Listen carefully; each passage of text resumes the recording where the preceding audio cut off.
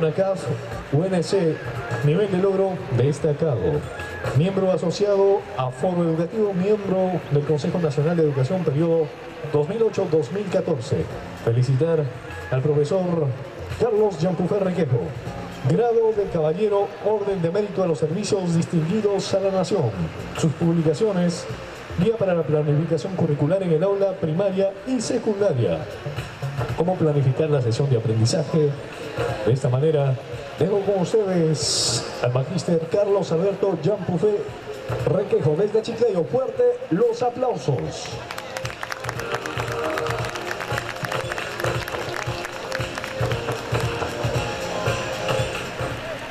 Muchísimas gracias, buenas tardes con todos los colegas presentes en este magno evento. El día de hoy me corresponde ir desarrollando una temática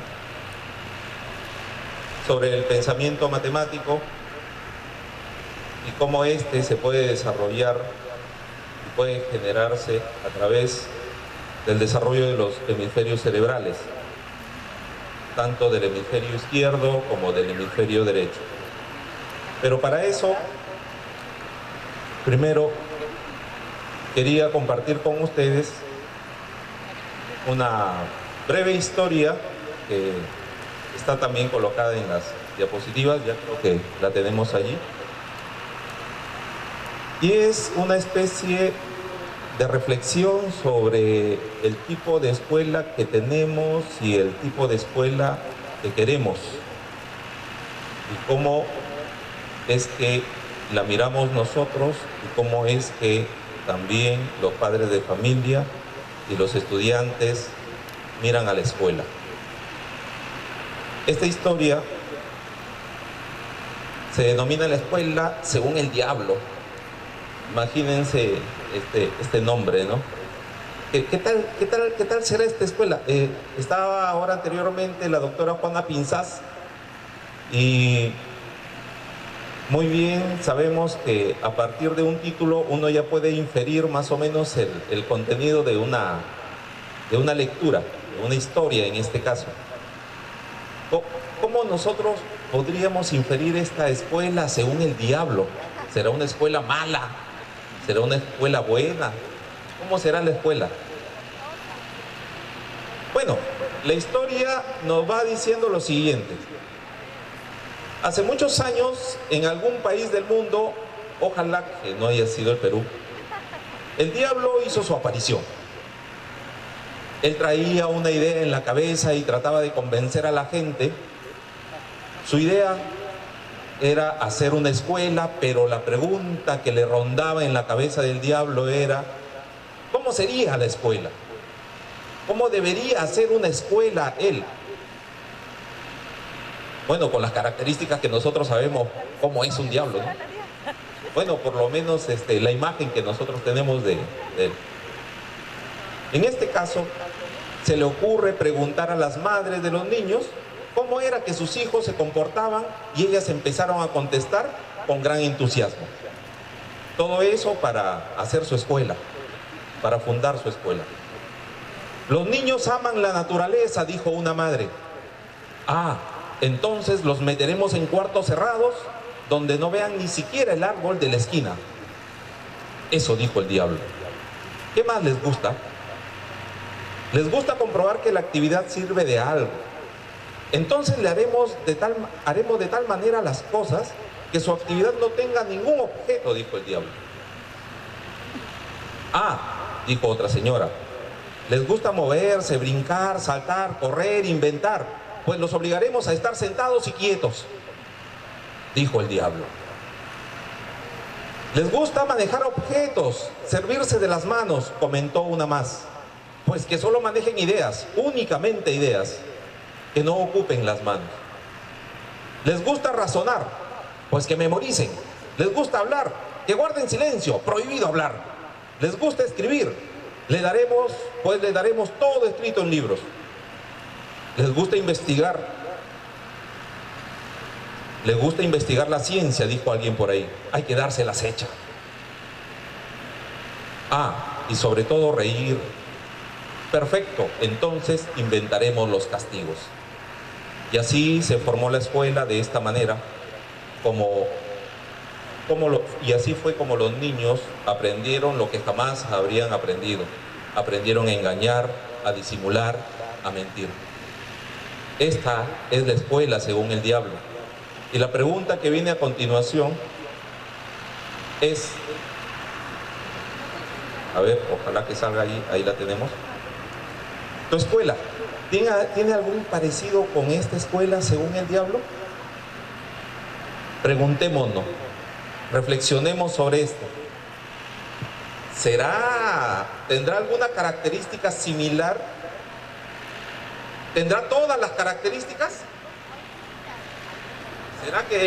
¿Será que somos diablos? No creo. Sin embargo, si nos ponemos a reflexionar sobre cómo pensamos nosotros la escuela, muchos la pensamos desde un punto de vista de un ser adulto, pero pocos nos ponemos a reflexionar desde la perspectiva del mismo niño. ¿Cómo quisiera él que sea la escuela? Que le sirva al niño y que pueda generar aprendizajes significativos. Aquí es donde nosotros queremos llegar, y hacia esa transformación de la escuela es que queremos dirigirnos. No a la escuela que tenemos, sino más bien a la escuela que queremos. Queremos una escuela con aulas abiertas. Queremos una escuela en la que el niño se sienta libre de aprender. Queremos una escuela donde no busquemos motivación, no motivemos al estudiante, sino más bien encontremos el motivo que tiene para aprender. Ya nos decía nuestro querido maestro José Antonio Encinas, no debemos nosotros estar motivando en las sesiones de aprendizaje, sino busquemos los motivos que tiene la persona para aprender y sobre eso generemos los aprendizajes. Bien, bueno, esta fue una historia preámbulo para ir mirando qué tipo de escuela queremos tener y sobre eso desarrollar este pensamiento y desarrollo cerebral del estudiante. En este caso, aquí tenemos una institución educativa y vamos a ver nosotros cuáles deben ser los componentes que van a hacer que una escuela empiece a funcionar como un sistema. Hablamos de una escuela como un sistema. Y si hablamos de una escuela como un sistema, todos los componentes que se van a tener en cuenta en este sistema escuela deben funcionar bien. Si uno de ellos falla, entonces el sistema va a fallar. En este caso, como por ejemplo, tenemos una pantalla que está a mi espalda, ¿sí? Tenemos una laptop, tenemos el cableado, tenemos el software respectivo, hay energía eléctrica y hay cables, extensiones de energía eléctrica, y todo esto funciona como un sistema. En este caso, si fallara la laptop, pero estuviera bien esta pantalla que está en la parte posterior y hubiera energía eléctrica y todo estuviera bien, pero la laptop fallara, ¿funcionaría esto? ¿Se podría ver la imagen? No. Si no hubiera la pantalla, si hubiera lo demás, si hubiera la laptop, hubiera el equipo necesario, hubiera la energía eléctrica, pero no hubiera la pantalla, ¿se pudiera visualizar? Tampoco. Si tuviéramos todos los elementos, pero no hubiera energía eléctrica, tampoco. Quiere decir que todo funciona como un sistema y todos esos componentes del sistema interactúan entre sí para lograr un objetivo. Y el objetivo que tenemos es poder visualizar estas imágenes que se presentan en estos momentos. Igual si hacemos la analogía con la escuela, todos los componentes deben funcionar bien para que nuestra escuela genere aprendizaje de calidad. Si no lo es así, si uno de los componentes falla, entonces los aprendizajes de calidad se nos vienen abajo. Ahora, ¿cuáles son estos componentes que debemos tener en cuenta nosotros? Una, la gestión para el aprendizaje.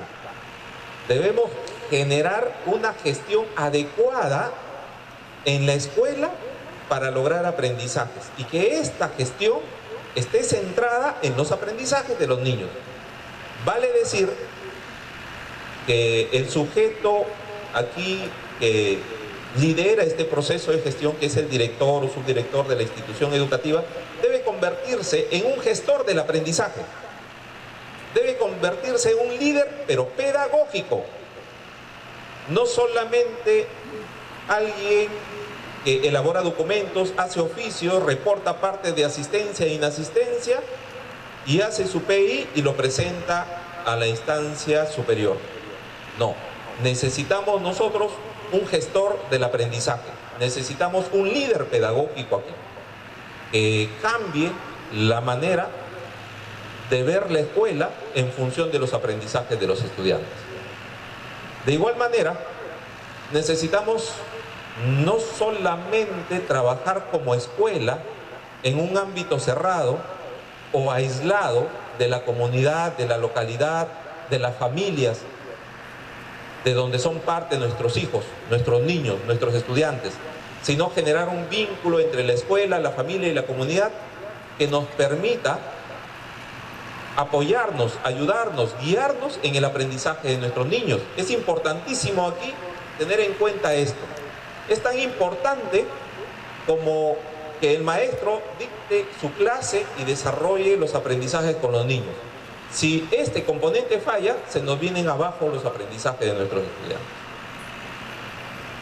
De igual manera, la convivencia democrática e intercultural dentro y fuera de la escuela es importantísimo para que la institución educativa gestione el aprendizaje adecuado.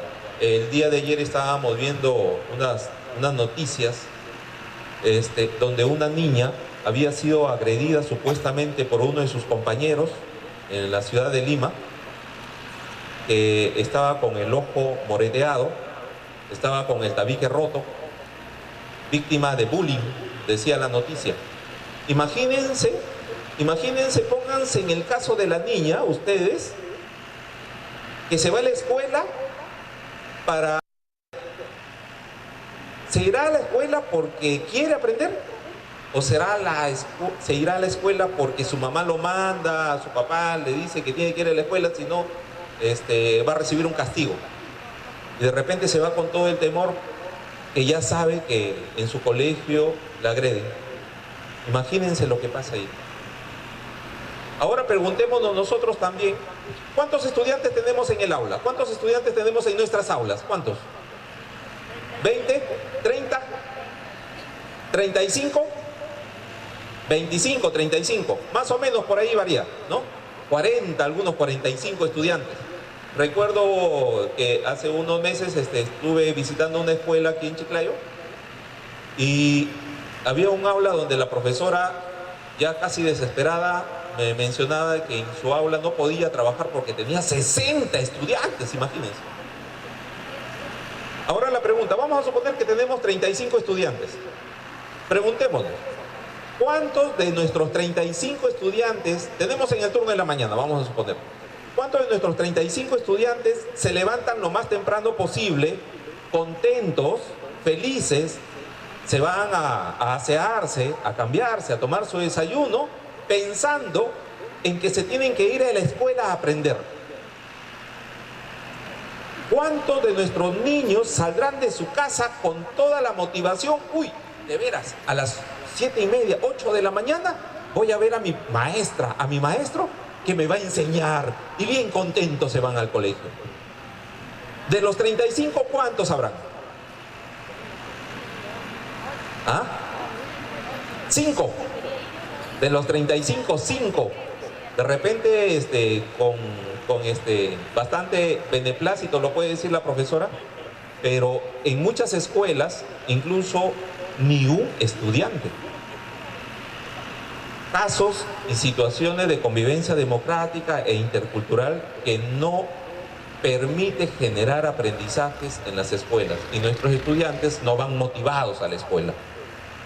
Otro de los componentes importantísimos son los procesos pedagógicos y aquí nos encontramos nosotros los maestros, ¿sí? Bueno, estamos en todos, Estamos en todos los componentes, pero principalmente en el componente de los procesos pedagógicos, con nuestra práctica pedagógica. Pero para desarrollar una práctica pedagógica, para saber cómo enseñarle a nuestros estudiantes, debemos saber qué enseñar a nuestros estudiantes. Y para saber qué enseñar a nuestros estudiantes está el currículo, pues. Allí tenemos al currículo.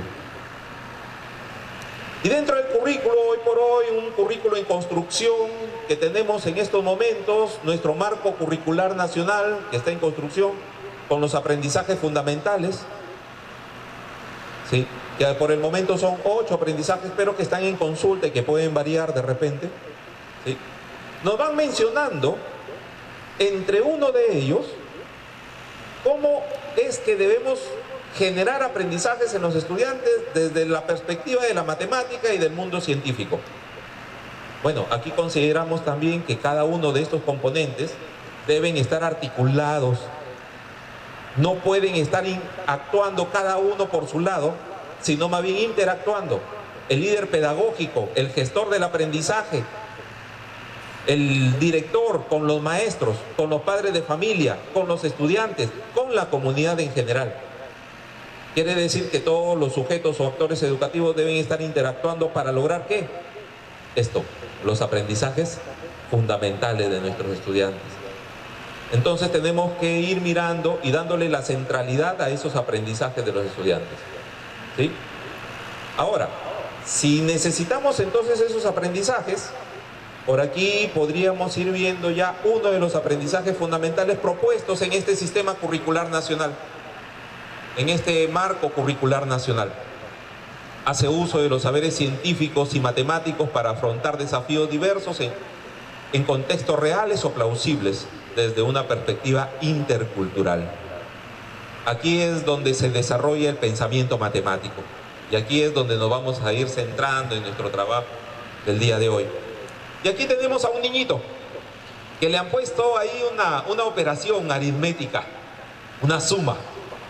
Pero, ¿tendrá que sumar para encontrar el dato que le piden ahí o qué tendrá que hacer? Está pensando. Ustedes también están pensando. ¿Qué tendrá que hacer el niño ahí? Sumar, restar, multiplicar, dividir, potenciar, sacar raíz cuadrada, raíz cúbica. ¿Qué tendrá que hacer el niño? ¿Ah? ¿Tiene que sumar? No. ¿Tiene que restar? Ahora la pregunta es, ¿y cómo sabe que tiene que restar? Oye, ya, tú tienes que restar ahí, le enseñamos al niño, tienes que restar, a ver, resta. Ya, pero, ¿y por qué tengo que restar? Ahí está el niño que nos pregunta, ¿y por qué tengo que restar? ¿A qué se debe? ¿Cuál es la causa? ¿Cuál es el motivo de que tengo que estar restando yo ahí? ¿Y por qué no tengo que estar multiplicando? ¿Por qué no tengo que estar sumando?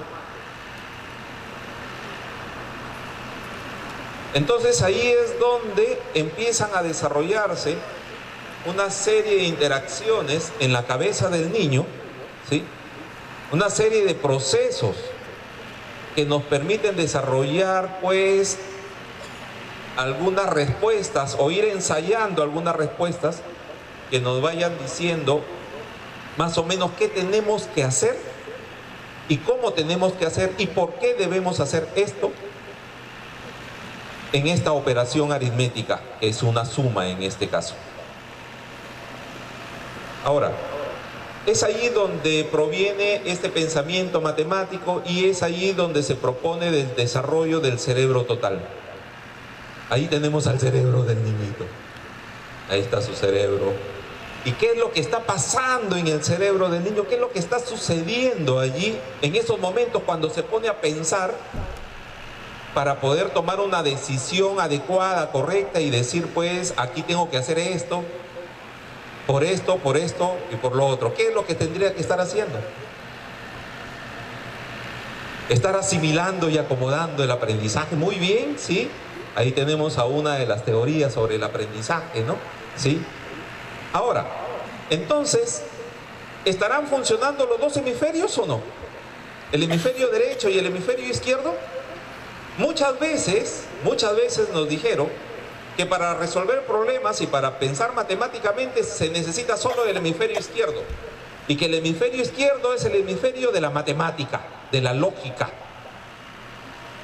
Pero para resolver situaciones problemáticas no necesitamos solamente del hemisferio izquierdo, sino necesitamos articular como un sistema ahora esos componentes neuronales que hay en el cerebro y utilizar el cerebro total, tanto el hemisferio izquierdo. Se necesita, por ejemplo, allí este niño que estaba pensando, necesita de imaginación, necesita de intuición, necesita de ir probando, tanteando de repente cuál es el número que corresponde estar allí en esa operación aritmética.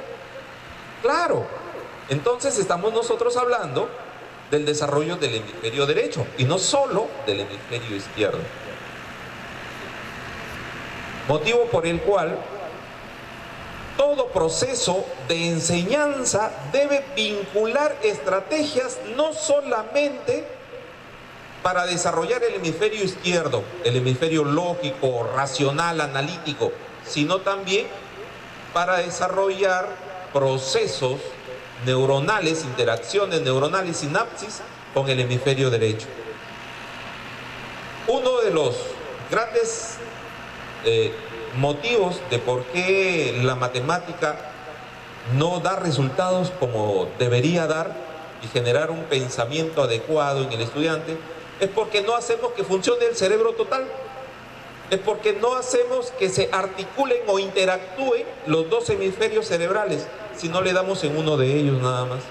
Algo así como que quisiéramos tener el hemisferio derecho, algo así como nuevecito todavía, para estrenarlo en otra oportunidad, pero necesitamos ya hacerlo, necesitamos ya trabajarlo, ¿sí? En ese sentido, entonces, tenemos que darle la importancia de vida al desarrollo de este hemisferio. Ahora, entonces, si tenemos los dos hemisferios, tanto el hemisferio izquierdo como el hemisferio derecho, para resolver esta operación aritmética, el estudiante tiene que desarrollar incluso sus estrategias heurísticas, el tanteo, la búsqueda de un valor, a ver si es que sale o si es que no sale. El ensayo y error, importantísimo en el aprendizaje de la matemática. Eso nos permite generar pues una sinapsis y una red, construir una red neuronal más potente en cada una de las personas. Aprendemos de nuestros errores, sí es cierto, ¿sí? Y aprendemos por ensayo y error y aprendemos a través del tanteo. Muchos maestros nos dicen, pero si la matemática es exacta, ¿cómo vas a estar tanteando? Sí, y lo podemos hacer y llegar a una exactitud y resolver una situación problemática. Lo podemos hacer. Pero para eso necesitamos tener en cuenta, por aquí nuestro niñito está tratando de buscar qué valor le correspondería entrar allí a esta operación aritmética, y de repente la va encontrando por ahí. Pero debemos tener en cuenta algo. Muchas veces no le permitimos a nuestros estudiantes el derecho a equivocarse. No le permitimos el derecho al ensayo y error. Eso no está bien, eso está mal. Castigado, estás mal, tienes 0, tienes una X, no sabes. ¿Qué es lo que estará pasando con el estudiante en estas situaciones? Si necesitamos que el desarrollo del cerebro total se dé a través de algunos procesos, como por ejemplo el analógico, el concreto, el intuitivo, el sintético, el desarrollo de la abstracción, el simbolismo, la mente racional, analítica. Pero hay algo importantísimo que si nosotros nos olvidamos y lo dejamos de lado en la matemática, esta fracasa nuevamente como parte del sistema, y son las emociones, los sentimientos que se tienen en las personas.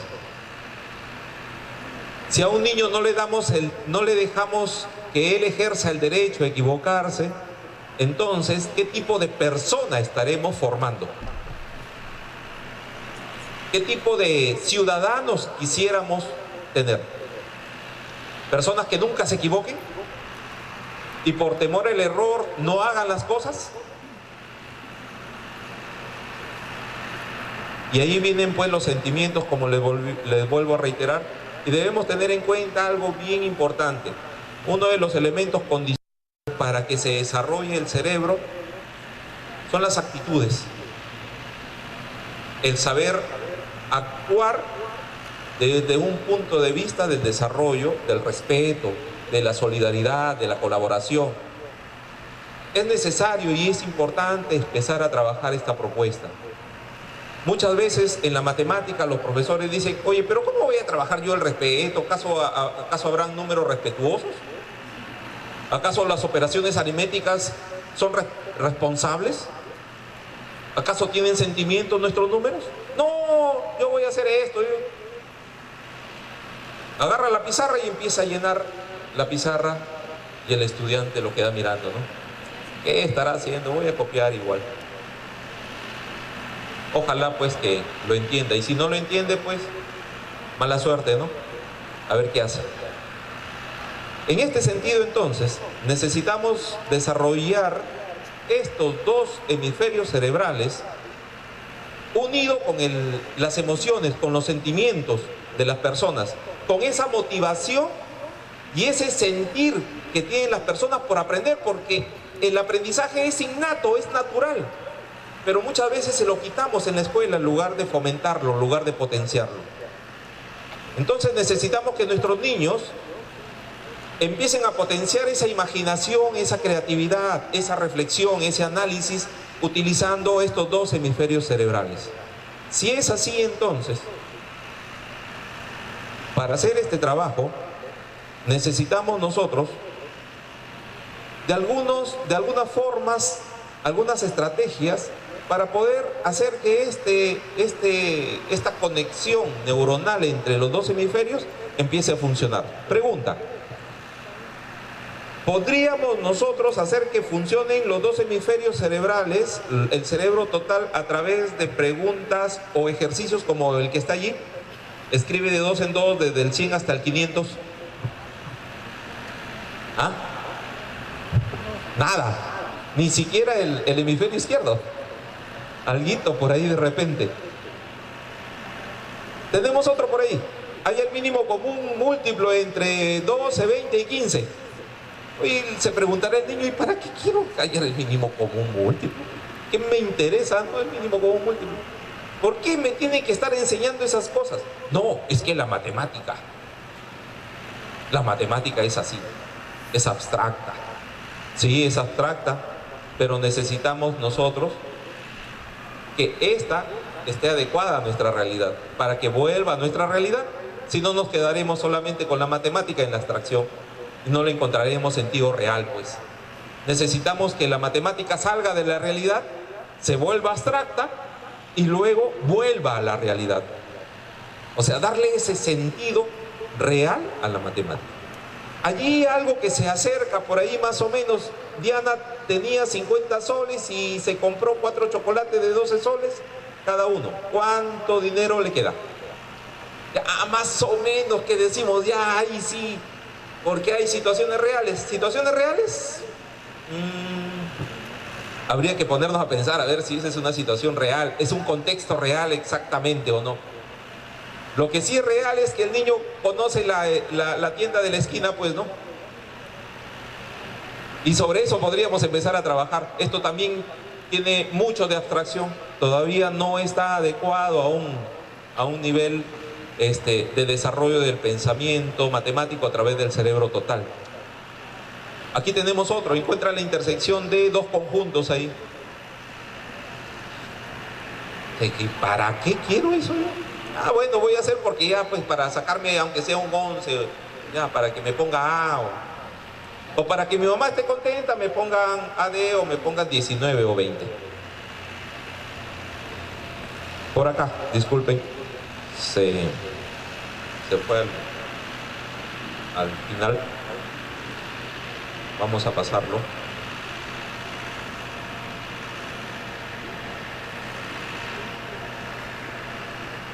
Por aquí estábamos ya. Entonces necesitamos nosotros que nuestros niños desarrollen el pensamiento matemático a través de situaciones reales y no solamente abstractas como lo que tenemos allí, ¿sí? Necesitamos que la matemática se adecue a la realidad que nosotros tenemos, porque para eso fue la matemática, para trabajar en base a la realidad y llegar a resolver problemas de la realidad. Teniendo en cuenta algo importantísimo también, que nuestro cerebro no ha sido diseñado para esto, pues. Nuestro cerebro ha sido diseñado para actuar en la realidad, para actuar ante retos constantes de la realidad, de situaciones reales en las que nos encontremos en algún momento. Es así que más o menos tratamos de adecuar una situación problemática, y ya no hablemos de un problema matemático, sino más bien de una situación problemática. Entonces vamos cambiando el enfoque, vamos a tener que ir cambiando nuestra forma de mirar el aprendizaje del pensamiento matemático y el desarrollo del cerebro total, pero adecuado a una situación real. Entonces, a esa situación real, que es una situación de contexto, la convertimos en una situación problemática. Y ahí tenemos, por ejemplo, una situación que se acerca a la realidad. En la tienda de Diana, de la señora María, venden unos chocolates que a Diana le encanta comer. Ella le pide a su mamá comprar un chocolate que cuesta 2 soles y su mamá le da un billete de 10 soles, diciéndole que le compre también chocolate para ella y sus 2 hermanos. Ahora sí viene la situación problema ya. Aquí estamos en el contexto, ahora vamos al problema. ¿Cuánto dinero le deben dar de vuelta a Diana? Una pregunta sencilla. Pero primero, para eso, lo que tiene que empezar a pensar el niño es ¿cuántos chocolates va a tener que comprar Diana? Y le dijeron que en este caso, la mamá le dio el billete de 10 soles y le dijo que le compre también chocolate para ella, o sea, para la mamá y para sus 2 hermanos. ¿Cuántas personas serán en total allí entonces? 4 personas. Entonces, ya va a tener que empezar a ver esta situación problemática y determinar en este caso que son 4 personas las que van a tener que comerse el chocolate, ¿no? Su familia, sus 2 hermanos, su mamá y la niña Diana. Muy bien, en base a ese razonamiento empieza a resolver esta pregunta. Pero para eso hemos tenido que hacer una imaginación. Incluso muchos de nosotros nos hemos imaginado ahorita una tienda, ¿o no? Una tiendita, de repente nos hemos imaginado a la señora María que está vendiendo los chocolates. Nos hemos imaginado de repente por ahí a Diana, ¿sí? Y a la mamá de Diana todavía también la hemos... Ya no voy a preguntar de qué color era el cabello de la mamá de Diana ni nada. Pero sí, nos empezamos a imaginar. Y eso es parte del desarrollo neuronal en el hemisferio derecho, ¿sí? Entonces, necesitamos hacer contextualizaciones adecuadas, ¿sí?, en función de situaciones problemáticas que quisiéramos lograr en el desarrollo del aprendizaje del niño, ¿sí? Ah, y otra cosa más.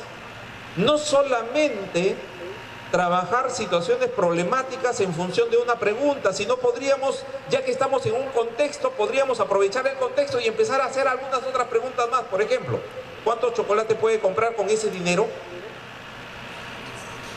¿Cuánto sería el vuelto o no hay vuelto? ¿Y cuántos chocolates le correspondería a cada uno si va a gastarse toda la plata, por ejemplo? Los 10 soles.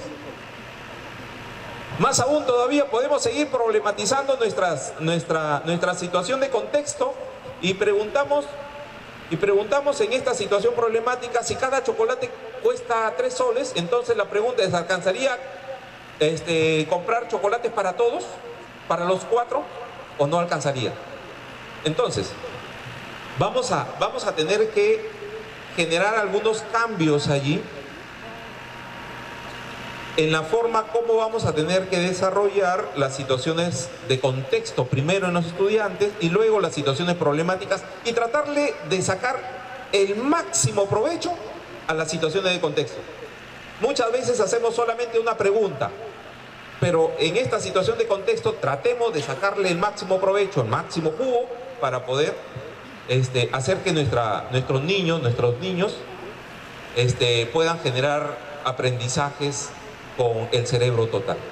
Necesitamos entonces eso. Mira, estrategias entonces para generar el desarrollo del cerebro total. Contexto, situación del contexto en la cual nos encontremos. Vemos qué contenidos o qué temas vamos a tener que ir trabajando, ¿sí? Y vamos a tratar de sacarle el máximo provecho a esto. Ahora, aquí hay una situación de contexto del barrio de repente, de la manzana en la que se encuentre la familia de repente, de Diana. Y además de eso, nosotros vamos a tener que ir preguntándonos, a ver, les pregunto, ¿qué tema de la matemática estaría trabajándose acá? ¿Qué tema de la matemática estaría trabajándose aquí? En de la tienda de la señora María. ¿Ningún tema? ¿Qué estamos haciendo ahí? Operaciones. ¿Sí? Operaciones aritméticas que son con números pequeños, ¿está bien? Y que de repente se puede complejizar en la pregunta en la que nos dice ¿cuántos chocolates le correspondería a cada uno si compra con los 10 soles todo de chocolates y son 4 personas? Ahí lo complejizamos porque ya no hablaríamos solamente de números naturales, sino ya estaríamos hablando de repente de fraccionamiento, ¿no? Y si llegamos un poquito más allá, de números decimales de repente estaríamos trabajando. Entonces hay una competencia que tiene que ver con un contenido que son los números y que son las operaciones que estamos trabajando acá. ¿Está bien? Entonces tenemos esto de aquí, las cantidades y las operaciones. Importantísimo esto trabajar porque es parte de la competencia matemática que debemos desarrollar, ¿sí? A través de esta forma o esta estrategia de contextualización de la vida real o de las situaciones reales para lograr la abstracción en el estudiante. Entonces tenemos algunos elementos que saltan a la vista allí. Uno es el contexto, otro es el contenido, y el otro elemento importante que se debe trabajar en el pensamiento matemático son los procesos. ¿Qué es lo que debe hacer? ¿Cómo tiene que pensar para que resuelva estas situaciones problemáticas? Ya tenemos el contexto, ya tenemos el contenido, ahora nos falta ver los procesos. ¿Qué tiene que hacer el niño? ¿Ah? Tiene que comprender la situación. Claro, hay que generar una comprensión, hay que identificar información, ¿sí? Hay que formular la situación problemática. Hay que hacer un modelo matemático para generar la respuesta de aquí en adelante. Entonces necesitamos eso, mira. Necesitamos ver cuáles son los procesos que me permitan resolver esta situación problemática. Bien. Entonces nos preguntamos, ¿la matemática será o servirá para sumar, restar, multiplicar y dividir, potenciar y todo eso? ¿O la matemática me debe servir para entender el mundo en el que nos desenvolvemos? Como por ejemplo el dibujo que lo tenemos allí. ¿Ahí se estará utilizando o se estará desarrollando el pensamiento matemático? ¿En esa lectura así de sencilla se estará desarrollando el pensamiento matemático? Claro. Tenemos ahí datos, tenemos números, tenemos rumbos, sentidos incluso. ¿Para qué más me sirve la matemática? Ahí hay una señora que está conversando con otra y le dice, ¿tiene el modelo de la derecha en talla 36? ¿Cuál es su precio? ¿Se estará generando el pensamiento matemático también allí? Entonces, ¿la matemática nos servirá también para comunicarnos con los demás? Claro. Entonces la matemática nos sirve para la vida, está en el contexto real y desde ahí habría que sacarlo, desde ahí habría que trabajarlo. También nos sirve para plantear y para resolver problemas como por ejemplo el niño que está diciendo ahí, si recibo 5 soles semanales de propina, ¿cuántas semanas tendré para ahorrar para comprarme la pelota que cuesta 30 soles? Entonces tendrá que plantearse situaciones problemáticas y resolver esas situaciones problemáticas. Estamos hablando ya de un proceso matemático llamado, del pensamiento matemático llamado la modelación en este caso. Necesitamos generar modelos matemáticos, modelizar la matemática, ¿sí? También nos sirve para desarrollar el pensamiento matemático en situaciones problemáticas, como por ejemplo la que se presenta ahí de un contexto real. Si tomo un solo micro, llego en 45 minutos, dice la señora, pero si tomo 2 micros, en 30 minutos. ¿Cuál me conviene más? ¿Ah? Pero de repente la señora quiere ir más cómoda y no estar bajando de un micro y subiendo al otro también. Entonces, habría que ponerse a pensar, ¿sí?, con los dos hemisferios, no solamente de manera lógica, sino también habría que ir mirando el analógico. Entonces, para eso nos sirve la matemática, ¿sí?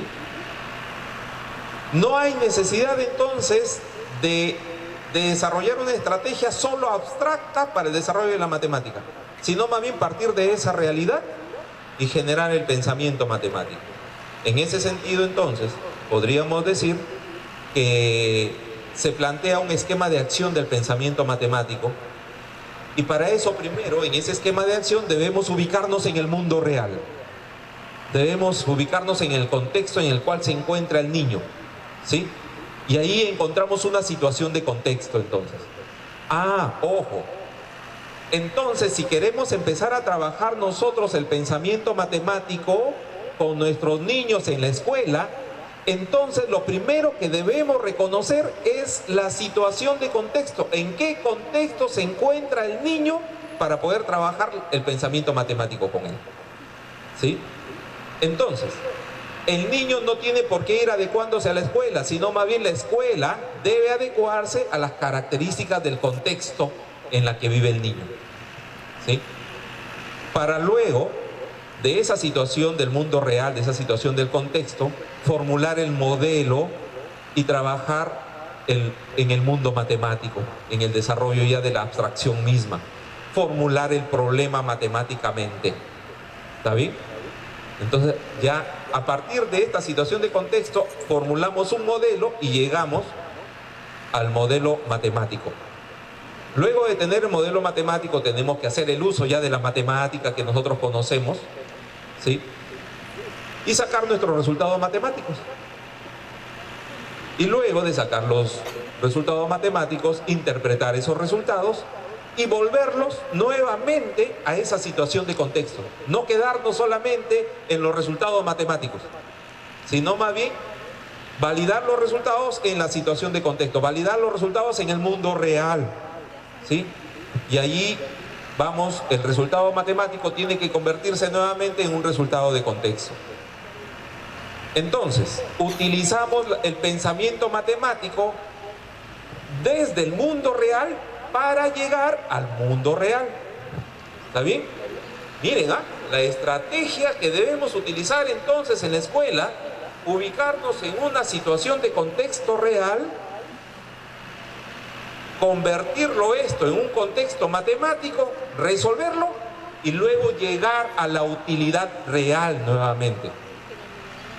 Y ese es un buen trabajo del pensamiento matemático.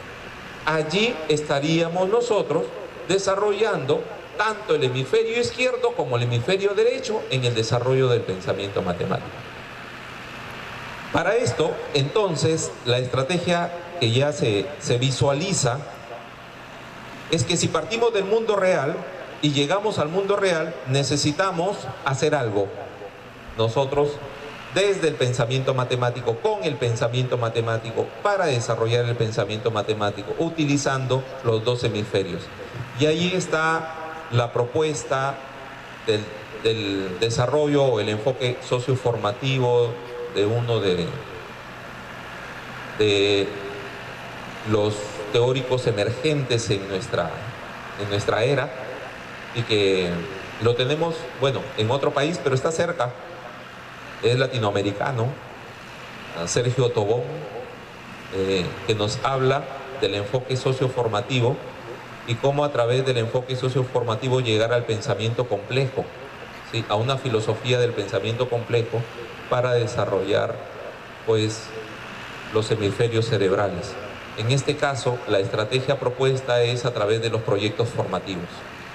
Entonces, estos proyectos formativos, ¿qué deben tener? ¿Cómo deben desarrollarse para generar este cerebro total? Lo primero que vamos a ir teniendo en cuenta es que debemos planificar, pero ubicándonos en un contexto, como les decía, ¿sí? Ubicándonos en un contexto, ¿sí? Y este contexto nos va a servir, el ubicarnos en este contexto nos va a servir para darle sentido, para darle pertinencia, para hacer funcional el aprendizaje a través del cerebro total. En este caso, vamos a poder ir mirando algunos tipos de contextos, como por ejemplo el contexto social del cual estábamos hablando el día ahora con esta situación de contexto problemática de Diana, en la tienda de la señora María, que su mamá le había dado 10 soles y todo eso. Ese es un contexto social. Pero hay otros contextos también que debemos tener en cuenta. El contexto científico, el contexto cultural, el contexto personal. Y ahí están las necesidades, los intereses de los estudiantes. Entonces, también podemos partir de situaciones de intereses de los estudiantes para generar situaciones problemáticas y resolver estas situaciones problemáticas y llegar a resolver sus intereses que ellos tienen. Claro, también lo podemos hacer. Del entorno familiar, del entorno entre pares, entre sus compañeros. Entonces también tendríamos que trabajar esta parte. Tendríamos que ir mirando que el entorno no solamente es el social, sino también el científico, cultural y el personal. ¿Está bien? Y a partir de ellos nosotros podemos generar situaciones de contexto, y esas situaciones de contexto nos permiten problematizar, ¿sí? De igual manera, debemos saber y determinar cuáles son los aprendizajes que debemos tener en cuenta con nuestros estudiantes y qué es lo que vamos a lograr.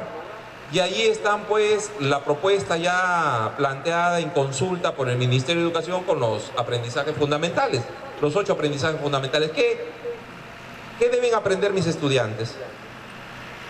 8 aprendizajes fundamentales, pero que éstas se desagregan en las competencias respectivas, y que éstas a su vez necesitan de algunos recursos como son las capacidades, los saberes propios de las personas.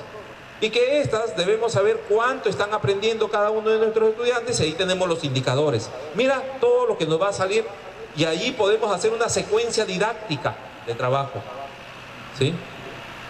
Podemos hacer una secuencia didáctica para poder planificar nuestro quehacer pedagógico en el aula con nuestros estudiantes. Luego viene la pregunta, ¿cómo hacerlo? Y vienen aquí las estrategias metodológicas, cómo debemos trabajar. Y por último, ¿aprendieron nuestros estudiantes? ¿Cómo aprendieron? Y aquí vamos a tener en cuenta que cuando vamos a responder esta pregunta nos va a llevar de todas maneras a la evaluación del pensamiento matemático. Y el pensamiento matemático parte del mundo real y llega al mundo real.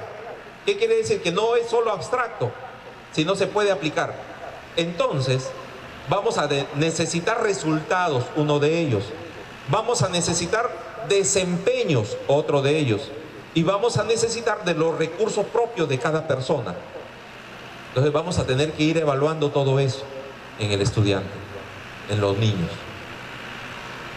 Es así entonces que el pensamiento matemático, desarrollado a través del cerebro total, que necesita del análisis, de la reflexión, de la imaginación, de la creatividad, requiere de estas dimensiones: el contexto, el contenido y de los procesos.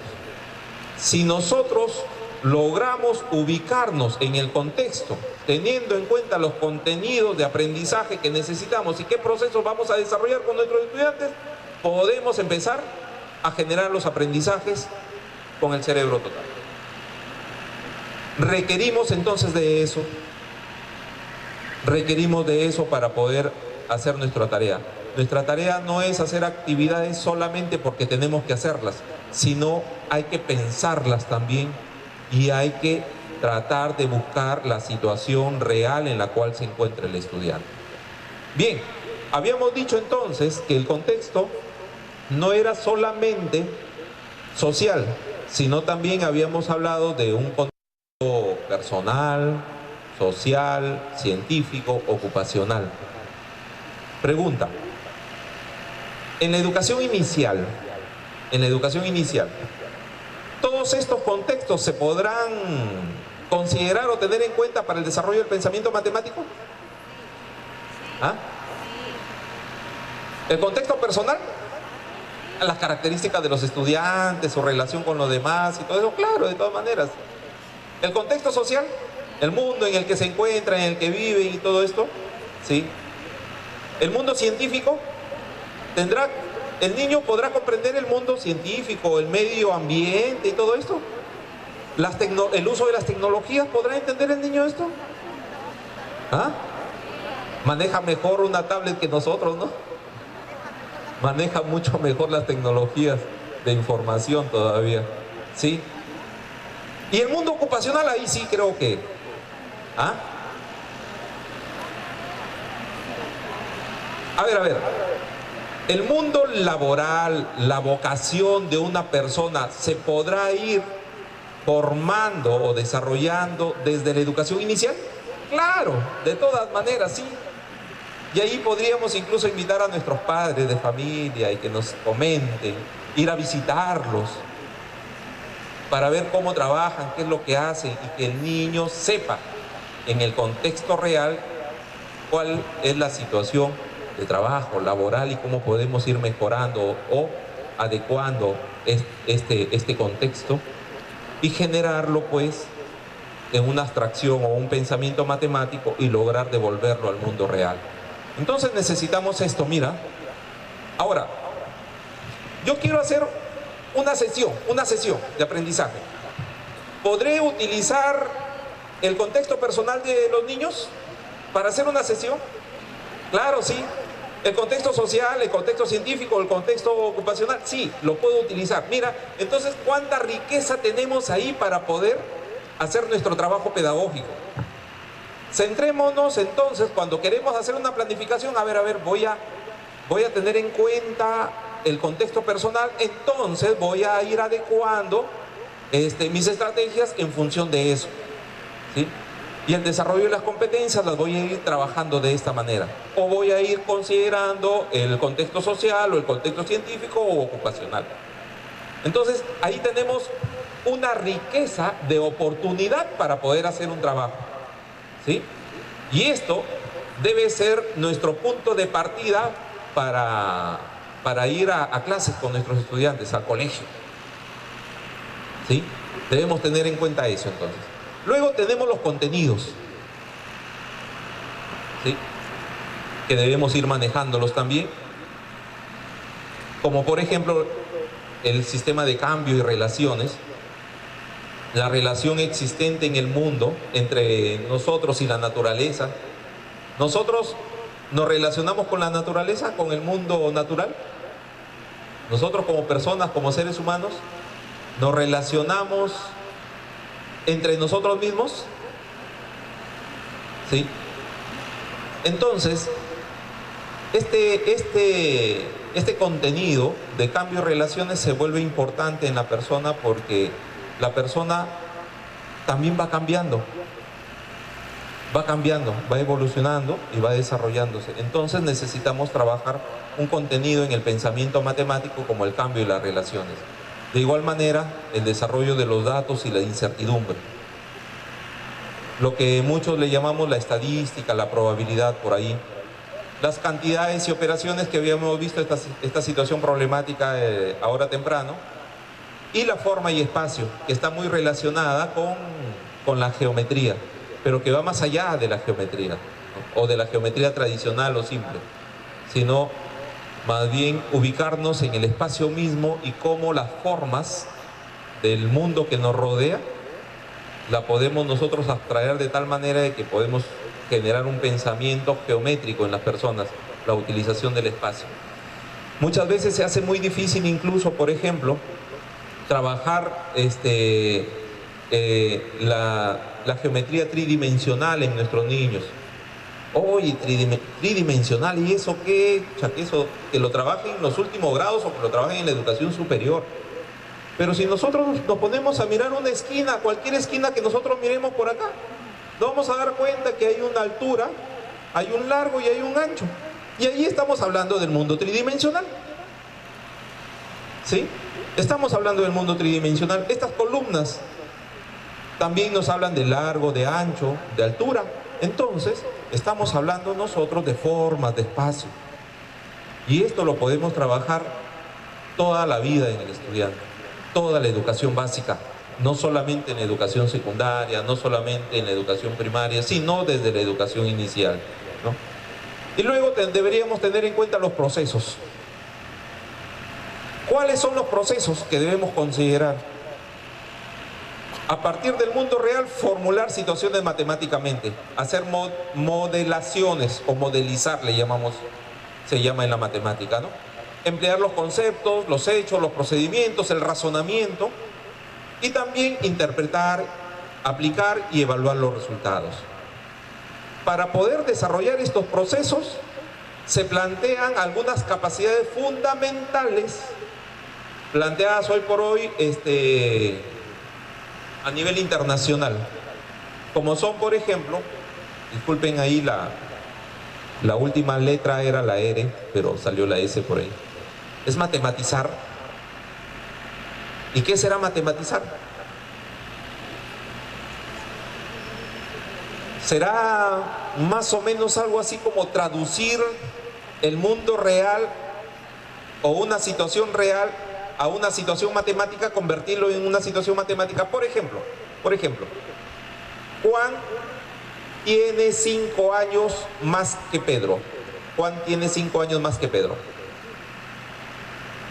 A ver, ¿cómo lo convertiríamos estas palabras que les estoy expresando en un contexto matemático?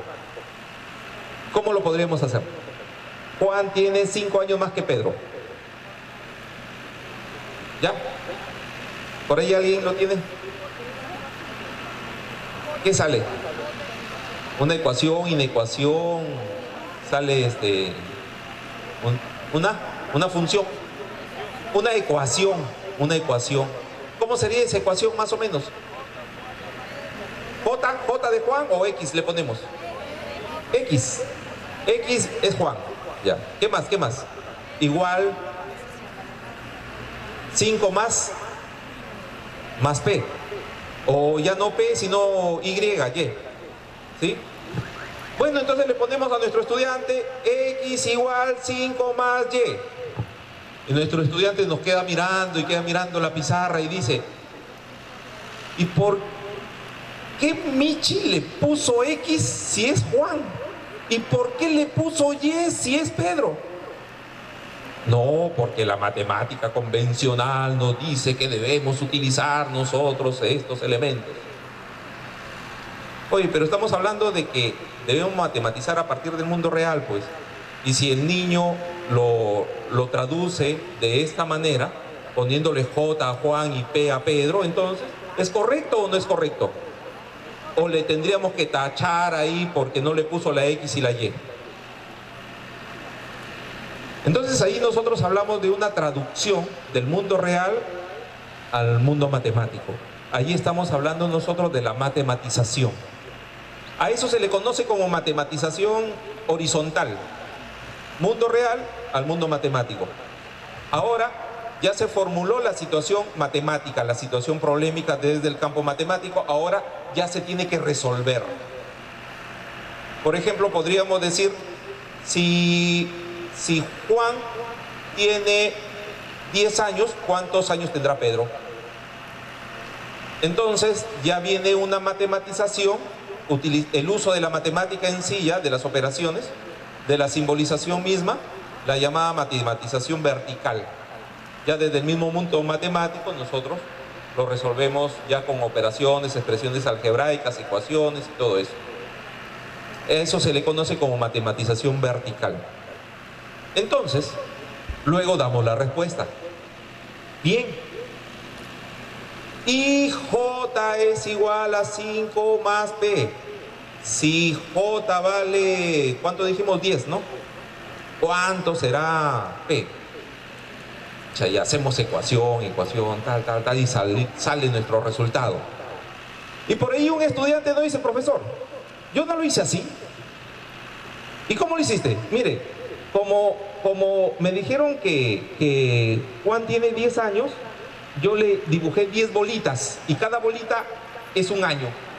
Ah, ya, muy bien. Y también me dijeron que Juan tiene 5 años más que Pedro. Entonces, como tiene 5 años más, le corté ahí donde habían 5, las otras 5 las puse al otro lado y esas 5 bolitas me quedaron y son Pedro. Y esa es la edad de... ¿Será correcto o no? Correctísimo, correctísimo. Pero si no utilizó el lenguaje simbólico, mal le ponemos. No, estamos tratando de eliminar la imaginación, la intuición, el tanteo, y a eso se le conoce, como lo decía bien la colega, como el método heurístico. Y la heurística es importantísima en el pensamiento matemático. ¿Sí? Bien, tenemos otra, la representación, y que justamente, por ejemplo, a través de esos círculos, bolitas que había hecho, estaba representando de manera pictórica el estudiante, ¿sí? Había una representación, pero también cuando dijimos que J es igual a 5 más P, también estamos haciendo una representación simbólica, también lo estamos haciendo, o sea que representamos siempre, hacemos representaciones, ¿sí? Comunicamos, damos a conocer, ¿sí? Y incluso explicamos, oye, ¿por qué le pusiste J acá y por qué no le pusiste la P primero y todo eso? Ah, y empezamos a explicar y estamos comunicando. Con símbolos comunicamos, con pictogramas comunicamos también, sí. Estamos comunicando. Elaboramos estrategias. ¿Qué más? Usamos herramientas, nuestras herramientas cognitivas incluso. Usamos también lenguaje simbólico, formal, técnico. Usamos las operaciones. Y también razonamos, argumentamos. Estas son las capacidades fundamentales que nos llevan al desarrollo del proceso de formular situaciones matemáticamente, de emplear conceptos, hechos, procedimientos, razonamiento y de interpretar y aplicar y evaluar los resultados. Con esto debemos trabajar toda esta situación del contexto real para llevarla al mundo matemático, resolver en el mundo matemático y devolverlo al mundo real. Tenemos que hacer esto. Entonces, estos de acá se convierten en los recursos necesarios que toda persona debe tener para pensar matemáticamente y con el cerebro total. Estos dos, bueno, en la ruta del aprendizaje, ya la propuesta que hay en estos momentos en la matemática, se plantean como capacidades, como recursos, diversos recursos a ser utilizados en el pensamiento matemático, a todas estas 7, pero las dos que se encerraron en el círculo blanco están unidas en una sola. De tal manera que ustedes, si lo van a buscar en la ruta del aprendizaje, los van a encontrar, pero estas dos unidas. Sí, las dos unidas. Entonces van a encontrar 6 capacidades. Bien, ahora, si hablamos nosotros entonces de que debemos partir de la realidad para llegar nuevamente a la realidad, entonces los proyectos formativos se vuelven importantes allí.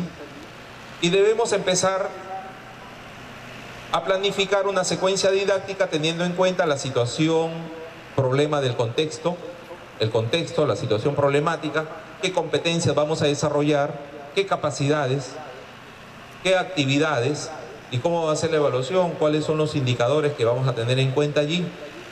Los recursos necesarios y el proceso metacognitivo, el cual nos permite reflexionar, argumentar, comunicar también, ¿sí? Entonces necesitamos eso. Mira, siendo así, entonces nuestra forma de planificación curricular va a tener que cambiar, ¿ah? Ya no va a ser solamente esta donde desarrollamos los 3 momentos o los procesos pedagógicos de esa manera, sino más bien deberíamos tener primero la situación del contexto, considerar esta para luego empezar a desarrollar nuestras actividades, ¿sí? Ya cuando empezamos a desarrollar nuestras actividades, empezamos a ejecutar, entonces vamos a tener que ir reconociendo las experiencias vivenciales de los estudiantes. Ahí están el contexto personal, individual, ahí lo tenemos, el uso del material concreto, y ahí hay un contexto natural, un contexto social, científico también. Realizar dibujos, usar diagramas, simbolizar, la heurística que habíamos estado mencionando, el tanteo, ensayo-error. Hay algunas estrategias que nos permiten empezar del final, por ejemplo, y resolver el problema. A veces se nos hace complicado, pero empezamos del final y el problema se resuelve. Hacer listas o algunas otras formas de desarrollo heurístico, ¿sí? Antes de los 6 años, no le vamos a enseñar a sumar a un estudiante, a restar, a multiplicar, bueno, con ese término, ¿no? Pero sí hay elementos que nos llevan a hacer eso, como por ejemplo el agregar, el quitar, el contar, ¿está bien? La clasificación y la comparación, que son los elementos del desarrollo del pensamiento matemático importantes antes de los 6 años en los niños. Ahora, si pasamos a la educación primaria, hay uno de los de repente problemas grandes que tenemos, es que el estudiante tiene grandes dificultades para la tabla de multiplicación o hacer multiplicaciones, nunca se las aprende y tenemos grandes inconvenientes. No, hay una estrategia que de repente ya la conocen muchos, pero que creo que es muy buena, motivo por el cual se las planteo, de repente la consideran para que puedan trabajar con sus estudiantes, y parte de un criterio básico: desarrollo no solo del hemisferio lógico o racional, del hemisferio izquierdo, sino más bien también del hemisferio derecho, donde dibujamos, imaginamos cosas, ¿sí? Por ejemplo, esta multiplicación recontra facilita, ¿no? ¿Cuánto es? Hacemos una línea, hay un 1 ahí, una línea, un 1, una línea.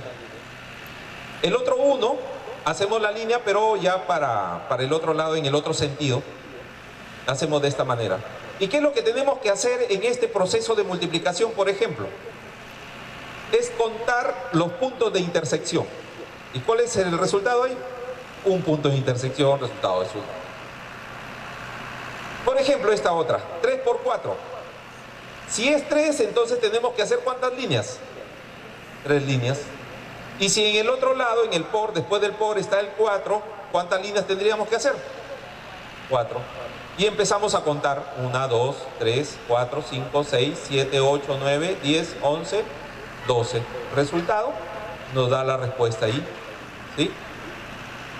Otra multiplicación por acá. 6 por 3. Aquí son 6 y 3. Y empezamos a contar, contamos todo, y nos sale el resultado 18. Ahora sí vamos a utilizar un número que tenga 2 cifras, 2 dígitos, multiplicado con una cifra. Y ahí vamos a tener que utilizar una separación, el dígito 1 y el dígito 2 para cada cifra, ¿no? 1, una línea. Hacemos una separación, 2 líneas, ahí está bien. Una línea, 2 líneas. Ahora pasamos a las líneas en el otro sentido. 3 líneas juntas, ¿no? 3 líneas juntas, ahí están. Y empezamos a contar. Ahí hay 3 puntos en una de las separaciones. Y tenemos 6 puntos en la otra parte. Separamos de esta manera, separamos de esta forma, Y luego los juntamos los dos resultados, el 3 y el 6. ¿Y qué nos salió? 36. Respuesta 12 por 3, 36. Allí ya estamos nosotros, al hacer la separación, estamos utilizando los criterios de la ordinalidad, el orden de los dígitos con las unidades y las decenas en este caso, ¿sí? Acá tenemos otro. Vamos a poner dos líneas juntas, separamos y ponemos 3 líneas, ¿sí? 3 líneas. Ahora las líneas, en el otro sentido, 4 líneas. Y empezamos a contar. Y seguimos contando separadamente, claro está. Aquí nos salen 8 en una de ellas y en la otra me salen 12. Ah, mira, me salió 12 acá. Pero dijimos que esa parte tiene que ser la parte de las unidades. Entonces dejamos la unidad y la parte de la decena la corremos. Así como cuando uno suma llevando, igual lo pasamos al otro lado. La pasamos al otro lado. Y allí el 8 con el 1 que llevaba va sumando y da 9, ¿no? Da como resultado 9. Entonces tendríamos 92. Y allí estaría la respuesta a nuestra multiplicación. ¿Sí? Ahora, vamos a ver una ya de 2 por 2. 2 cifras en cada uno de los factores. Este facilita, claro está, ¿no? Facilita. Entonces tenemos por acá, así, una línea separada, 3 líneas. 1, 3, 13, ahí está. Ahora sí el por nos va a decir que tenemos que hacer las líneas en el otro sentido, 2 líneas juntas y una línea separada. Entonces, hacemos las separaciones de una vez. Y mira que en el centro nos quedan también intersecciones. Entonces, van a haber separaciones de unidades. Aquí van a estar las unidades. En este caso, en esta otra parte estarían las decenas. Y en la última parte estarían las centenas. ¿Correcto? Entonces, empezamos a contar los puntos. 3 puntos. Contamos acá. Ah, y contamos el puntito de abajo también, no nos olvidemos, porque hay un puntito abajo. Habían 6 y un puntito más de intersección. Entonces son 7. Y aquí son 2. Unimos de esta manera, centenas, decenas, unidades, y nos da la respuesta. 273. Tenemos la respuesta. ¿Sí? Entonces, una forma muy práctica, una forma pictórica, podríamos decir, de generar el pensamiento matemático y desarrollar la multiplicación. En este caso, lo que estamos haciendo nosotros es utilizar la imaginación. Estamos utilizando nosotros el pensamiento analógico y no solamente el lógico, porque también está el pensamiento lógico acá, pero también se estaría utilizando el otro. En este sentido, entonces, nosotros podríamos ya de repente idearnos algunas otras multiplicaciones con 3 cifras o con algunas otras cifras más. Ojalá que salga por acá. Algo está pasando.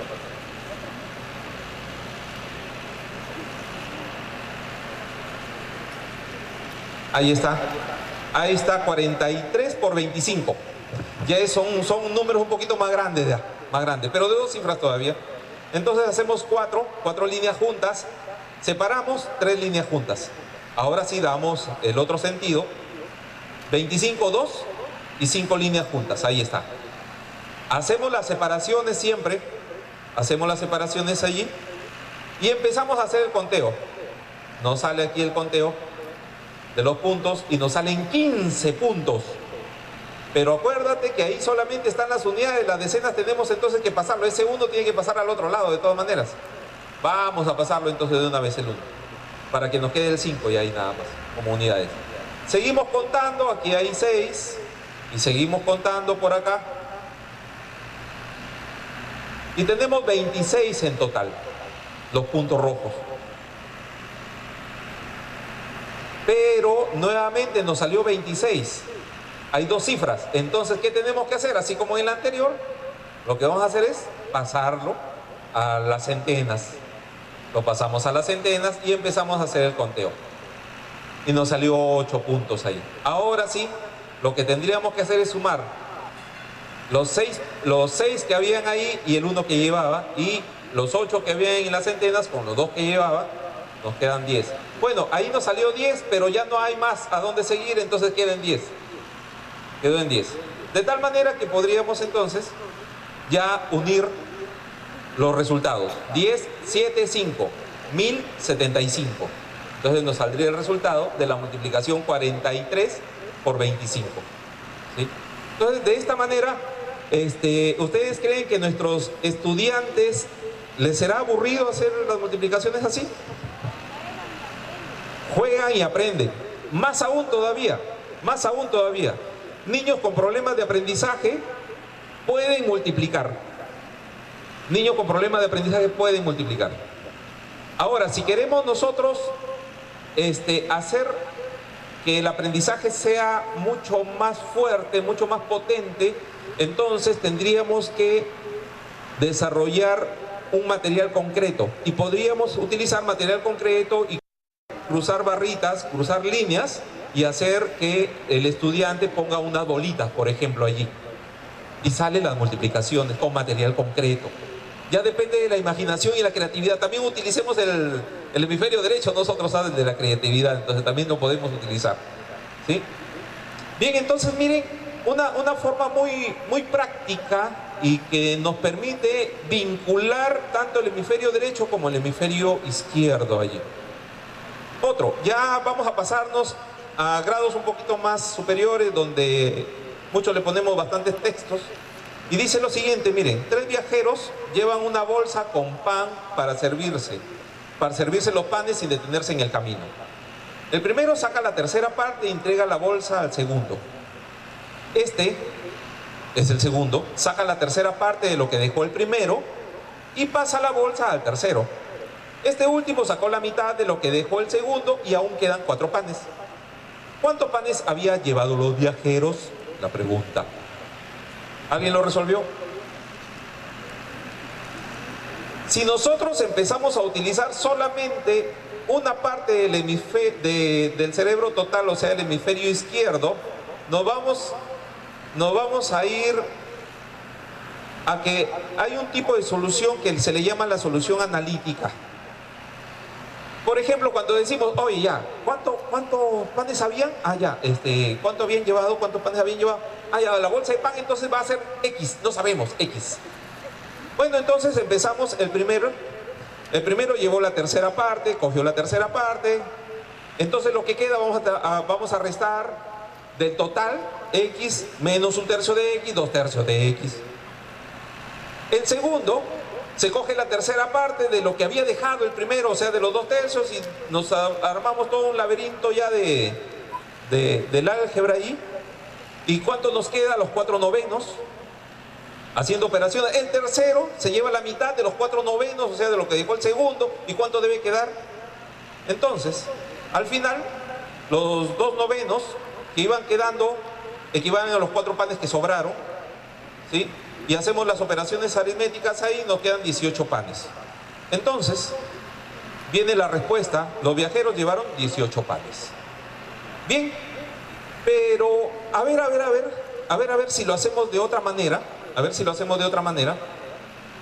y si lo solucionamos de manera pictórica o gráfica y decimos, bueno, ahí me van a decir que esta no se parece a una bolsa de pan, pero ya pues vamos a imaginarnos, ¿no?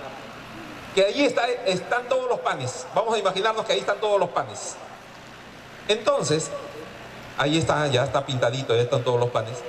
El primero se lleva la tercera parte. Lo dividimos en 3 partes. De las 3 partes se lleva una, ¿no?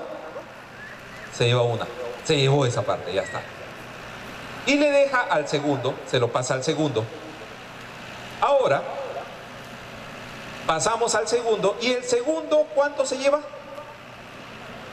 La tercera parte, pero ahí habían 2 partes, entonces mejor lo divido de la otra manera, transversal, y cojo 3 partes. Y el segundo se lleva la tercera parte de lo que hay ahí, se lleva estos 2.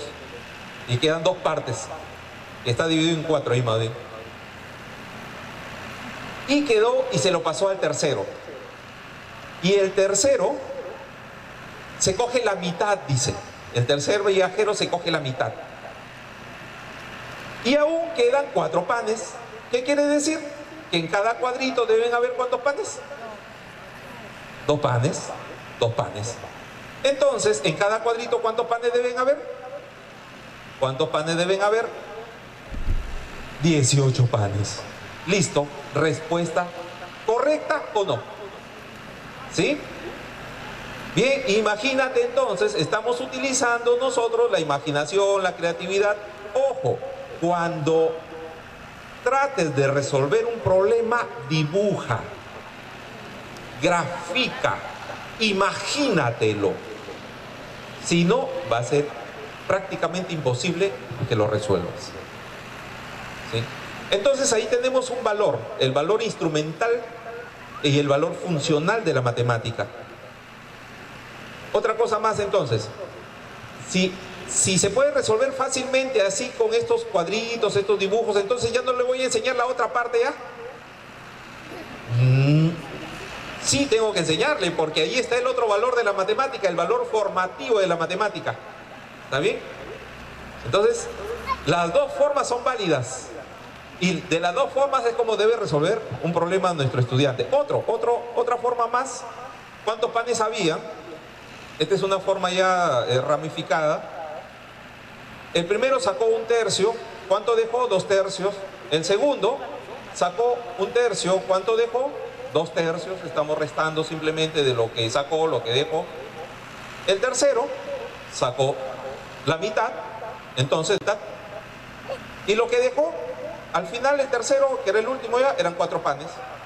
Entonces ahí utilizamos lo que algunos le llaman la técnica o el método del cangrejo, porque se va hacia atrás, más bien empezamos del final, ¿sí?